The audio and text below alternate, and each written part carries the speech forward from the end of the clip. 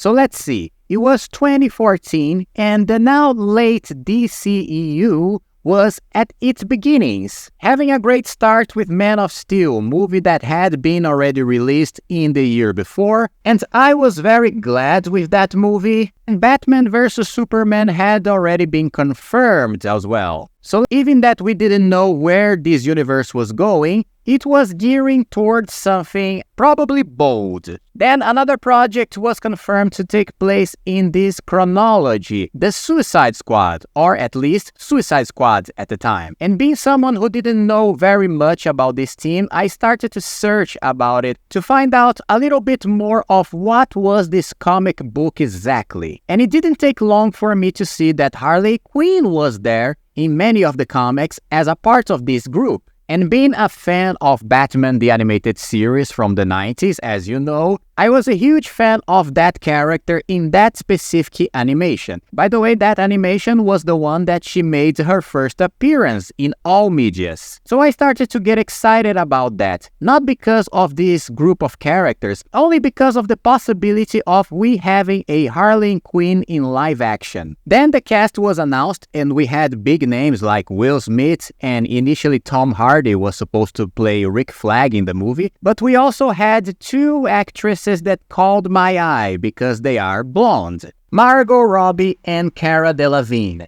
Initially I got confused because I thought, okay, who's gonna play Harley? One of them must be Harley. Initially, if I had to choose, I would go with Cara Delevingne because for some reason she has a persona in real life that is more quirky and more crazy. You know, cute and crazy, just like Harley in the animations or the comics. Plus, in my mind, I always thought, you know, Harley is not a goddess of beauty. She's more like this cute blonde girl that not necessarily every man in the world will fall in love with her, just like Margot Robbie. But then I also thought, because of their status in career at the time, maybe Margot Robbie is the one because she's already an established actress. Then the confirmation came that Margot Robbie was the one who's going to play Harley Quinn. Not my initial choice, but I was happy with it. Then when the first pictures of her playing the character arrived, I was really happy with it. I remember just looking at her and going, okay, sold! And I was thrilled about it. Not only because of her, but because if Harley Quinn was in that movie, we probably would have a new Joker in movie form. And by that time, we already had a Batman in Ben Affleck. So to know that there was going to be a new Joker, it was the closest I ever had to have my dreams coming true in life. And soon enough, Jared Leto was confirmed to play the Joker. So I was thrilled again. Everything was going swell. The first pictures of the movie shooting were coming out. We were seeing the cast in their costumes. I remember seeing these photos of Batman on top of Joker's car during a chase, and my nerd brain was blowing up going, oh my god, we have Batman and Joker and Harley Quinn in the same scene in live action, finally! And about 1.5 years later, something bad happened. The movie came out.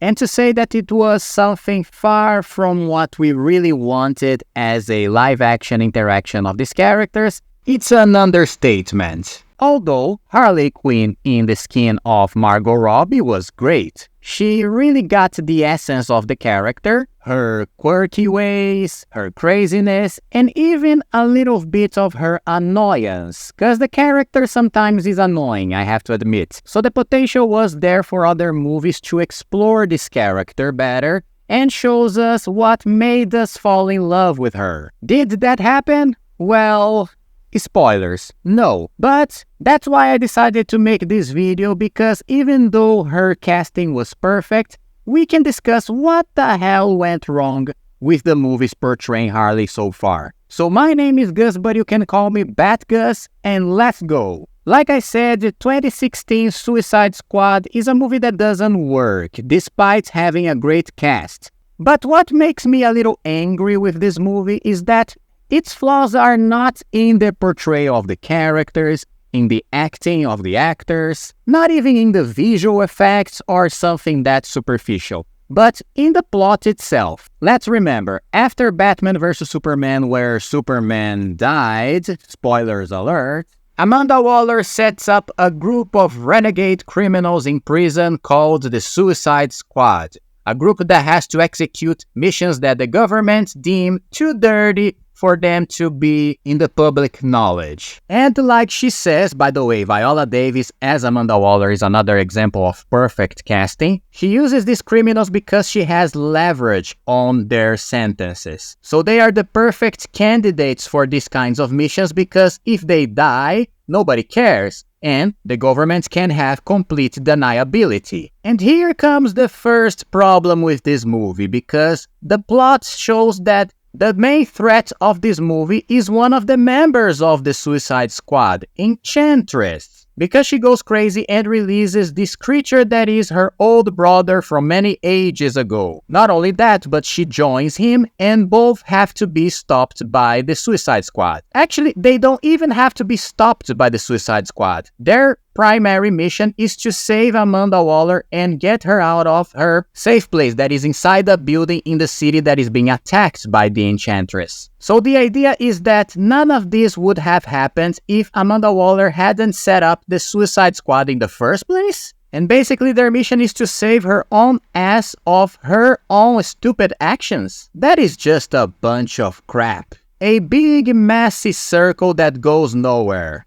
Plus, there is a very offensive scene at the end, actually a post-credit scene that shows Bruce Wayne talking to Amanda Waller and promising to help her hide her own secrets, just in exchange for her to give him some documents about the Justice League. What? Batman helps a criminal to hide her secrets that cost the lives of millions in one city? That's just nonsense. Honestly, David Ayer, the director and the production, should have just copied and pasted the story of one of my favorite animations called Batman Assault on Arkham, an animation that is connected to the Arkham games, and it's absolutely perfection, one of the best depictions of the Suicide Squad, and I will definitely make a video about this movie animation in this channel someday. But anyway, going back to Harley, the problem with her in this movie is that you can see the character there, you can see her characteristics, like I said, you can see her quirkiness, but you can also see that she is a disturbed person, scarred by the traumas that the Joker caused on her, even though she still loves him in this movie. But the problem is that everything is just too fast. Her background is told in these flashbacks that don't really connect to each other very well. In the extended version of the movie, we have a scene where Harley stops the Joker in a highway with her motorcycle and they have this little argument. But then he tells her to go away, and the next flashback shows them in the Axis Chemicals where she jumps on the acid tank.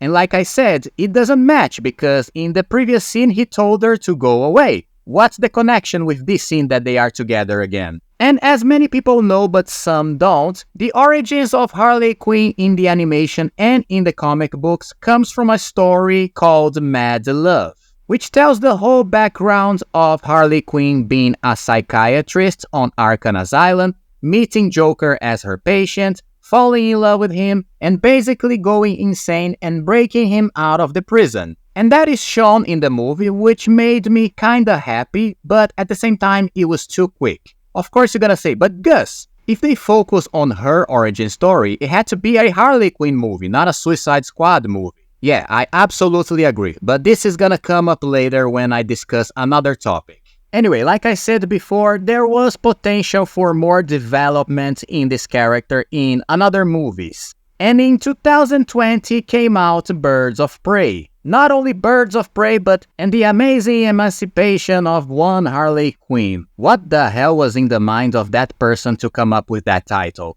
And the problem with this movie is that I have a personal trauma with it. It was the last movie that I watched on movies before a huge pandemic that took over the world in 2020. So, since we couldn't go to movies for a long time, I was praying that I could live and survive this pandemic to watch other movies in the cinema, and that was not the last movie I had to watch in it. And why that, you ask me? Because this movie was also very weak. It was a little improvement over the last movie for sure. At least the plot made a lot more sense. But again, something didn't match. We have two elements in this movie that I don't think should be placed together. If you look at the Birds of Prey in the comics, it looks like the filmmaker should have chosen a darker tone for this story. Because we have interesting female characters in here. We have the Huntress, played by the lovely Mary Elizabeth Winstead, which is a woman looking for revenge for the traumatic past that happened with her family. We have Renee Montoya, that is a famous character from Batman the Animated Series,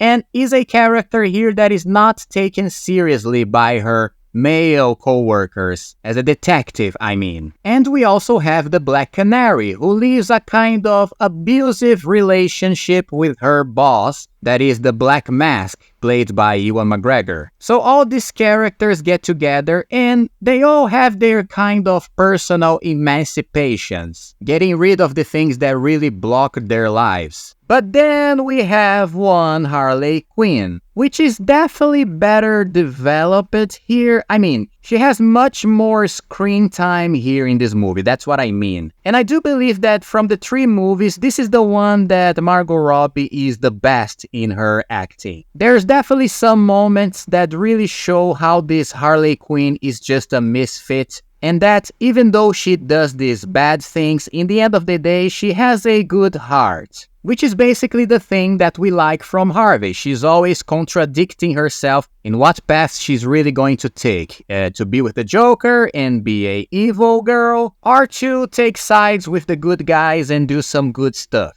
And even though her emancipation in this movie is the most clear one, an emancipation from the Joker, this gets to the problem that I said before when I mentioned the whole superficial background told in flashbacks in the first Suicide Squad movie. Keep that in mind because I need to talk about the other one before. So then in 2021, 1 year later, we had the Suicide Squad, probably the best movie of the bunch. I really like this one, and I think James Gunn nailed what the Suicide Squad should be. A team of criminals executing missions that are dirty and that the government doesn't want anybody to know about because they have the dirty hands of their own country. And what I like about this movie is that James Gunn really displays his ability to develop each individual character with their own backgrounds and stories, even though they are a lot, and he also displays that in Guardians of the Galaxy, and he does that without ever missing the point of the plot. So all the characters have their own characteristics that makes them memorable, and you always remember them.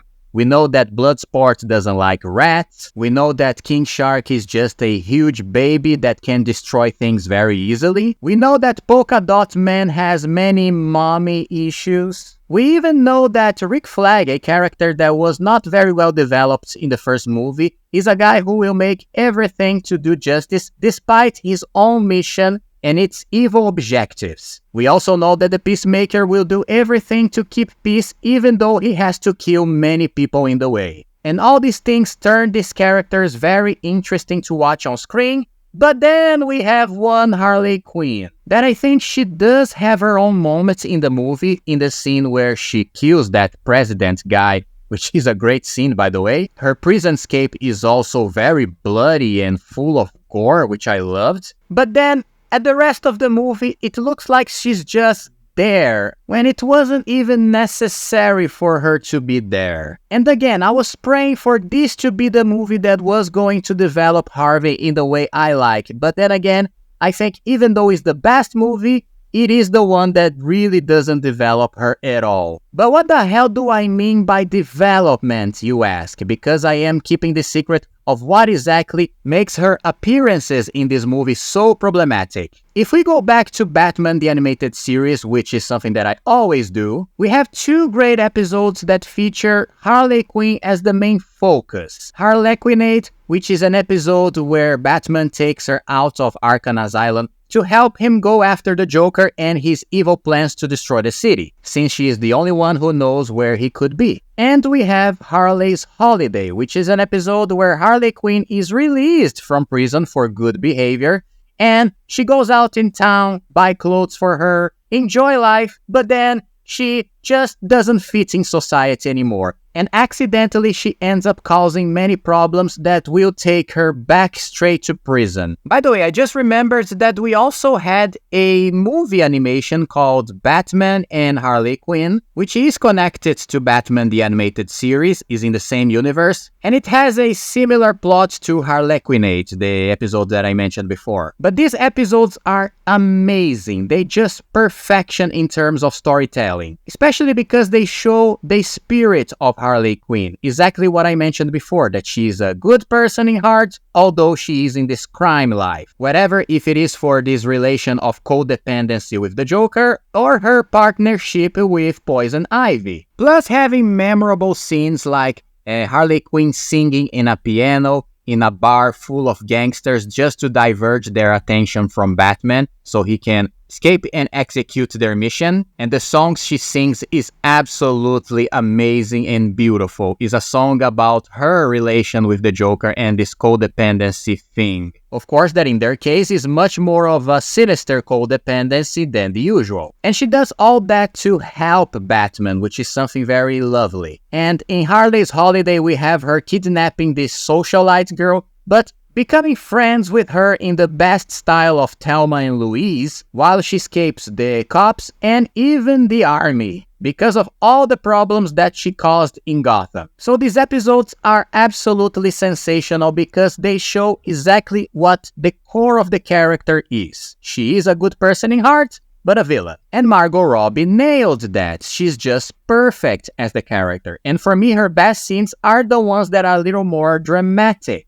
Especially in Birds of Prey, when the guy who she trusted to hide her in his house, which is above a restaurant, betrays her because he doesn't have any other choice since the criminals that are after her paid him a huge amount of money. And you can see that that destroyed her heart and she cries, making us feel for her in that moment because, like I said, even though she wants to get closer to people, she never really can for being this misfit. But this is just one example. There are many other scenes in the three movies that shows us that Margot Robbie's performance is spot on. But why 20 minutes episodes from a TV animation are better than the three movies that we had with the character in live action? Because in that show, we really had time to know Harley before. Through many episodes, we saw her in this abusive relation with the Joker. We actually got to know her in that relationship. So we kind of evolved in this relationship with her until we finally had her own story being told. And that created this connection that made us feel much more for her because we know from where she came. And that's the point of this whole video, people. That's what's missing from the movies. We didn't have this story before. We had superficial flashbacks, nothing more. We had a very short intro in Birds of Prey with an animation that tells a little bit more about her story, but we didn't have the Joker story. In fact, we don't even have the Joker in that movie. And you might already have realized that I didn't even mention Jared Leto's Joker too much in this video because, let's be honest, we don't even have to go there. So that's what's missing in order to make Margot Robbie's run as the character much more solid. The base, the foundation of the character, her beginnings. With that missing, all her existence in this universe becomes kind of superficial. Her so-called emancipation in the second movie is just non-existent because we never see the before. We just see her after. And let me tell you, this whole journey of the character going crazy, joining the Joker in the life of crime, divorcing from the Joker and starting to be her own character, then falling in love with Poison Ivy in the comics and making a partnership with her, it's just a fantastic and very interesting journey. So I feel very sad to see that there is an actress that is so good, is so perfect for the role, and her performance is such a great match, but it just doesn't have the solid foundation to make it stand still. And listen, I can forgive Suicide Squad because that's a team movie, so it wasn't going to be easy to make a movie more focused on her in that case. But Birds of Prey commits the greatest sin, I think, because that movie shouldn't be Birds of Prey and Harley Quinn. Because in the comics, she's more like a cameo in most of the comics, and the main members of that group are Black Canary, the Huntress, and Batgirl, or the Oracle, depending on the interpretation. And that should have been the Birds of Prey movie, and not teaming them up with Harley Quinn because they don't fit. So much so that in the end of that movie, she takes her own road and leaves the group, while the Birds of Prey move on to continue their group and continue to make their good deeds. Regarding Harley, she should have been in a previous project that was conceived by Warner Bros. But wasn't fulfilled because they changed to this one. And that project was going to be directed by David Ayer, the director of Suicide Squad, and it was going to be an adaptation of the comic Gotham City Sirens, which is a story focused on Harley, Poison Ivy, and Catwoman. Now that, my bad friends, that was going to be a very interesting project. Because that would be a perfect fit for Harley. She was going to be in a team of villains of Gotham City, the place that she's supposed to be and never leave. Because I don't even think Harley Quinn spends too much time in Gotham in the 3 movies. She's always in some other city, which is just embarrassing. How could this happen? And then we come to the 3rd movie, that is the Suicide Squad, which I just think that Harley shouldn't have been there. But since she is, good for her. And I think she is the most beautiful of all the movies in this one. Now, is there a future for this interaction of the character? Because there has been some negative rumblings about Margot Robbie's future in the new DCU of James Gunn. And so far, James Gunn doesn't look to have plans for her in the stories. What we do have is another version of the character in a movie coming out this year with Lady Gaga's Harley Quinn. And here's the point. Joker 2 Fully Ado is going to do exactly what I'm telling in this movie. Telling her story, at least in that reality of the Joker universe. So they are doing exactly what I said it was missing in Margot Robbie's version. Her base, her foundation. We're probably going to see a version of the Mad Love story in live action. Is it too little too late? Depends, because we have to wait for Lady Gaga's performance and see what she's going to bring to the role, but I have to say that I'm very excited about. I think there are many chances for this to be a great movie and a great version of the character as well. But that only makes me sad for the Margot Robbie's version, because even she said that she doesn't know what's gonna happen in the future and that she doesn't know if she's going to return to the role. And if you didn't get it so far, I love her too much for that to happen. If this was a musical, just like Joker 2 is going to be, my song for Margot Robbie's Harley Quinn would be Please don't go, please don't go, please don't go, please don't go. Babe, I love you so.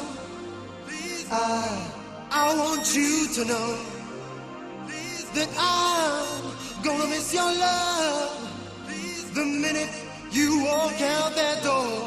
But again, we can only wait and see. For now, I can only say that Margot Robbie was a great actress and did a great job in this role. Unfortunately, there were some things missing, but in the end of the day, even though we have flaws, mistakes, missed opportunities with these movies, like I wrote in the thumbnail of this video, her casting is just perfection. And this is it for now, guys. If you are liking this content related to Batman, DC characters, don't forget to leave a like in this video and subscribe to the channel for more Bat content in the future. Thank you so much for watching. See you in the next Bat video, and bye bye.